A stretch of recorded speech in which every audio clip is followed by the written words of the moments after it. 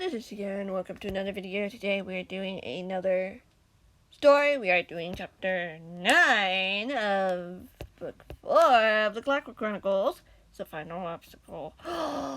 Yeah, last chapter was a little uncomfortable. I could have continued on reading chapter 9 after that, but I didn't know how long I was doing it, so we're gonna just do it this way. But yeah, chapter 8 was like 9 minutes long. It was a pretty short one, but alright. Just get the uncomfortable one out of the way, so there are more uncomfortable stuff coming. But this is not one of them. Chapter 9. If you have any thoughts, questions, or theories about any of this, be sure to let me know. And yeah, you don't want to miss what happens next. If you haven't read the other chapters, be sure you do so. Yeah. You can see just how many chapters I've done today. Wow. Like, imagine if I was doing a stream on this. Yeah. Sam was wide awake in the middle of the night. It had been a week and a half since he'd last heard anything about Stampy. No news from Rose. No news from anywhere else. Sam wasn't sure how to feel about this, or what he should do about it. But for the past couple of nights, he had been unable to sleep.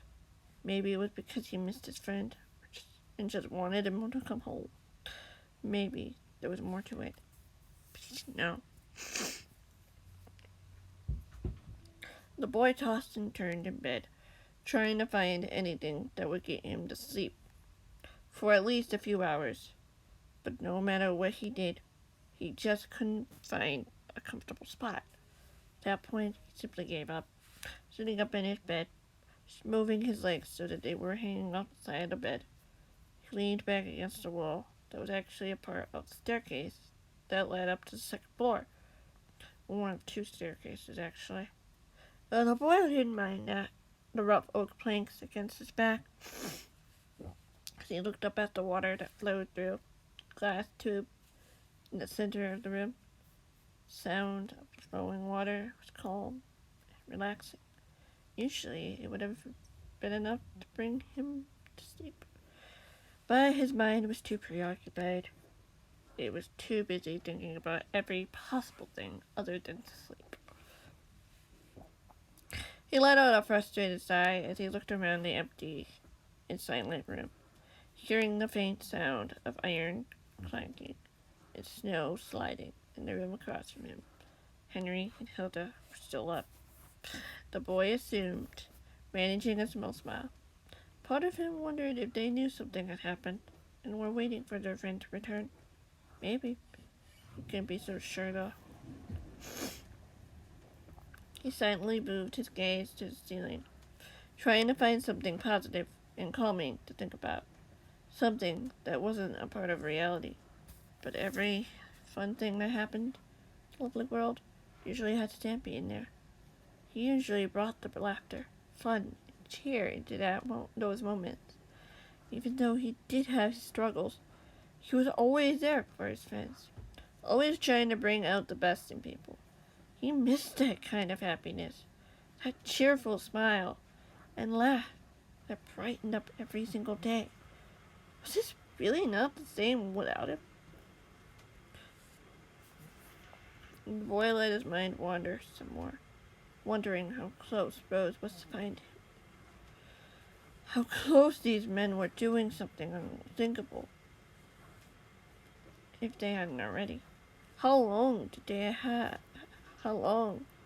had before they lost their friend forever.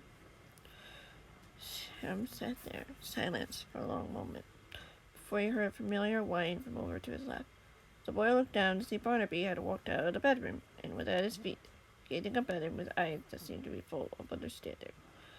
"You miss him too, don't you?" the boy asked with a smile, as he beckoned for the dog to jump onto the bed and join him. The dog did so, sitting beside the boy quietly, avoiding his gaze. "How do I know that?" the boy said with uncertainty. "I guess it's just hard to believe that so much has happened between this and now, then and now. I can't help but think about what could happen and if it could have been avoided. The dog whined softly and licked the boy's hand cautiously, thumping his tail on the mattress several times. Sam smiled and nodded. We only have one choice. We really only have one choice. I don't want to give up hope that we do find him. But the longer it goes, the dimmer it gets. It's been over 2 weeks since Stampy disappeared, and we heard nothing. Hi, Squishy. Second time you popped up today. The dog whined and nudged the boy's hand gently, and the boy went to pet the dog, unsure of what else he could do in that situation. I guess I know what it's like to now, the boy said with a mild amusement, mostly drowned out by the pang of sadness as he thought about his friend. When Nettie and I didn't come back, you must have been really worried, just like we all are for him right now. So the dog barked with enthusiasm as he wagged his tail eagerly. The boy watched him patiently, nodded as the dog barked a little bit more. I just wish there was more we could do, really, the boy admitted. But we're stuck here, waiting to hear news from anyone who might just know where those men took Stampy. The dog whined again. Sam nodded, saying nothing more for a long moment as he tried to push the frightening questions out of his mind. What were the men waiting for? What did they want? What was going on? What were they missing? Suddenly, the boy jolted upright when he heard the sound of breaking glass and a scream inside the cat's bedroom. Before he had time to think, he leapt out of bed and ran to the door and slammed it open, sword extended and ready for anything. The boy could see that there was a hole in the glass window where the tall man in Mr. A's dark uniform walked in. His eyes were cold and icy, his smile full of amusement and intrigue. Standing behind the bed, shocked and surprised, was the yellow duckling, who had instinctively jumped out of bed before the glass had shattered. Whew! Trauma. The boy instinctively ran over and stood in front of her, pushing her back defensively as the man took a step closer. His cold chuckle sending a chill through his spine. Well, you sure came here fast, the man said with a amusement. I barely had time to wish your little friend a good evening. What do you want? The boy snapped with determination, riding his sword as he glanced over at his friend, who looked more nervous than anything else. The boy caught a brief sideways glance at her looking at just against the wall.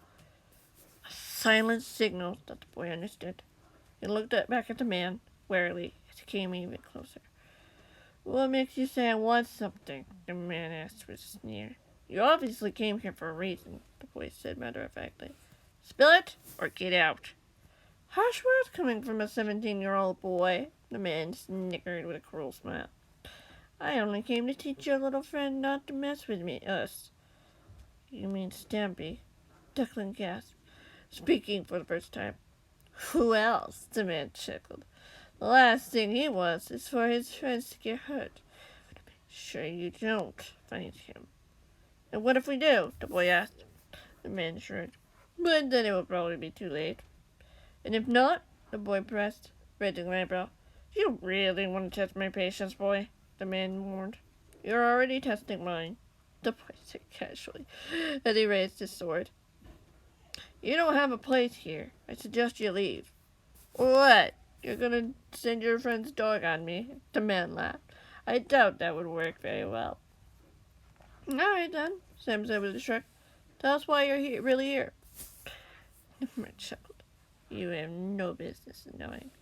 I have every right to know, especially if it has to do with my friends, the boy said confidently. Well, that's too bad, because I'm not telling you, the man said with a cold laugh.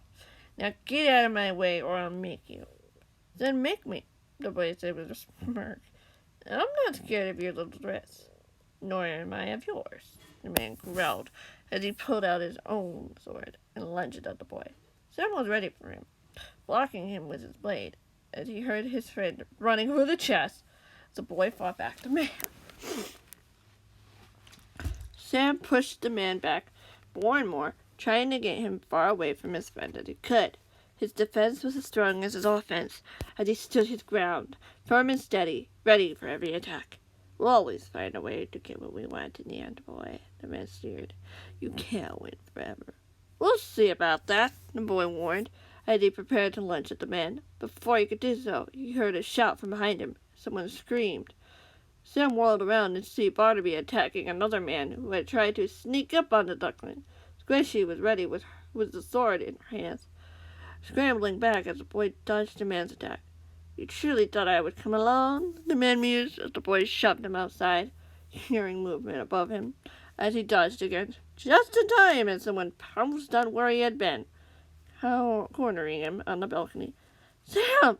Squishy cried as Barnaby's growl get louder. The boy looked to see what she was struggling to fight back the man. Barnaby was trying to deter him. Suddenly, the boy had an idea as he continued to push back the attackers, grabbing what he was looking for and shooting it into the sky. The two men that were with him were momentarily surprised by the bright colors of the firework he had launched, as he shoved them off the balcony, both of them hollering at him angrily as the boy turned to help his friend. The man noticed his approach just as the boy sprang from behind his friend, managing to dodge the boy's attack, while also attempting to grab for the duckling. Sam shoved her back and slashed at the man with his blade.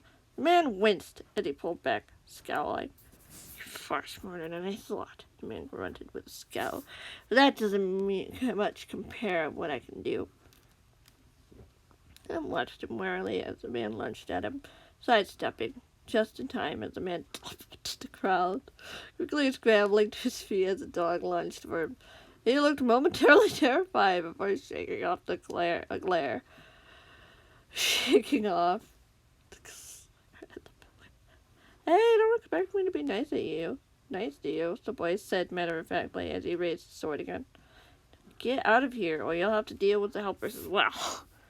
I doubt it, the boy said from behind. Squishy cried out in alarm as the boy turned to see one of the men grab onto her. Before he could try to break her free, the man smiled as he threw an underpearl, teleporting him and the duckling onto the balcony, leaving the boy surrounded by two other men. Let her go, the boy demanded angrily, trying to push through, only to have his sword swatted out of his hand by one of the men. If I were you, the man warned as he dragged the struggling duckling to the edge, especially if you want to ever see either of your friends again. Suddenly, the boy could hear footsteps running from in the hallway outside of the cast's bedroom. Not just one pair of feet, but three. The other two men took that moment to charge for the balcony and leap off, disappearing into the night as the boy charged for the man, who attempted to jump off as well. But Squishy managed to grab onto the railing, crying out in pain as the weight of the man pulled her down. Sam ran over and grabbed her hand just moments before she would fall, as she struggled to shake the man off her. Sam tried to think of something that would work before he saw from the corner of his eye someone leaping off the balcony, leaping onto the man and forcing him to let go. Sam watched as the figure of William Beaver somehow managed to land safely on the ground as he pulled up a shaking duckling. You okay? The boy asked her calmly, pulling her into a hug. She was shaking lightly but nodded. I'm fine, she said with a small smile, and she looked down at where the man had fallen.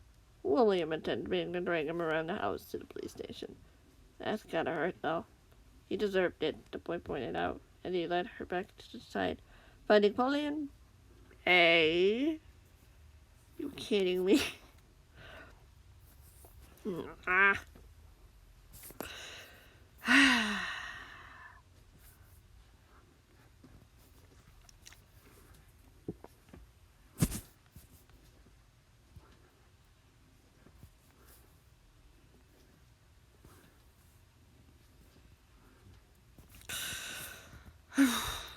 Finding Polly and Fizzy waiting inside, the boy could see that they both looked relieved to see that they were both unharmed. Squishy let out a sigh as she went to sit on the cat's bed.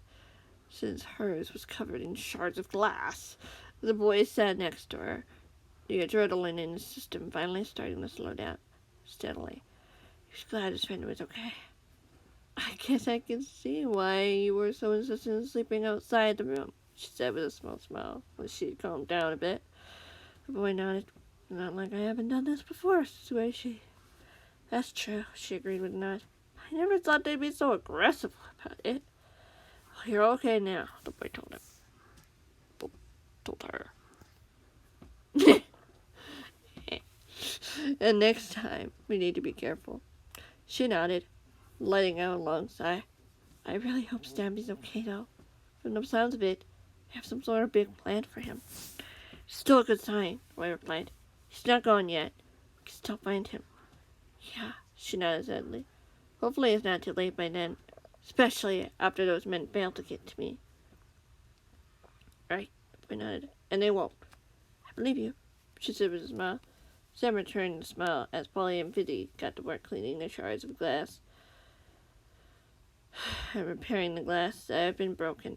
The boy wasn't sure if the duckling would stay here, though. After something like that, the boy didn't mind. Whatever happened next would be their choice to make, and they wouldn't let anyone stop them from helping one another, no matter what. That he was certain. That is the end of that chapter. I hope you guys enjoyed. Feel free to... Oh, you know what to do. I don't know what I'm saying anymore. I'm just like... reading so many chapters all at once, saying the exact same thing over and over and over and over again. You know. If you guys want to check out the other books, you can do that too. They're in the playlist. The iCards have them. Because I've been doing that lately. So yeah, if you want to reread some books, re-listen to some, yeah, you can. You can do it while playing Minecraft if you really wanted to. Hearing my voice. Reading to you. Not weird at all. These are my own stories. So, yeah. That's what I like to do, telling my own stories. Because my stories are great.